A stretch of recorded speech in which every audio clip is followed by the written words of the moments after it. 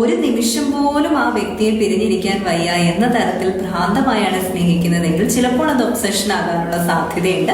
അത് നിയന്ത്രിക്കാനുള്ള ചില മാർഗങ്ങൾ, പ്രത്യേകിച്ച് ഒരു 3 ടിപ്പാണ് ഇന്നത്തെ വീഡിയോയിൽ പറയുന്നത് കേട്ടോ.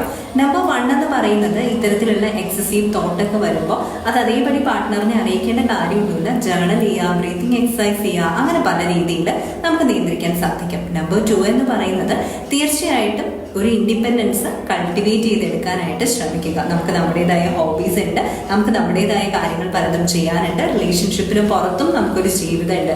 റിലേഷൻഷിപ്പ് തന്നെയാണ് എൻ്റെ ജീവിതം എന്നൊന്നും വിചാരിച്ചേക്കരുത്.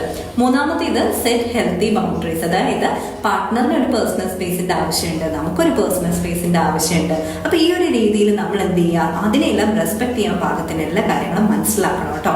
അതോടൊപ്പം തന്നെ നമ്മൾ ചെയ്യേണ്ട മറ്റൊരു കാര്യം എന്ന് പറയുന്നത്, റിലേഷൻഷിപ്പിൽ ചില സ്റ്റാൻഡേർഡ് സെറ്റ് ചെയ്യുക. അത് നിങ്ങളുടെ ബന്ധത്തെ കൂടുതൽ മനോഹരമാക്കും. 4th എന്ന് പറയുന്നത്, സ്വയം നിയന്ത്രിക്കാൻ കഴിയുന്നില്ലെങ്കിൽ തെറാപ്പി അങ്ങ് എടുത്തേക്കുക. കാരണം നമുക്ക് ഈ ഒരു ബന്ധത്തിലൂടെ നമ്മളെയും അതുപോലെ തന്നെ ഈ ബന്ധത്തെയും ഒക്കെ അങ്ങ് നശിപ്പിക്കാൻ വേണ്ടിയിട്ട് പറ്റില്ല. ഒബ്സഷനെ ഒരിക്കലും സ്നേഹമായി തെറ്റിദ്ധരിക്കരുത്.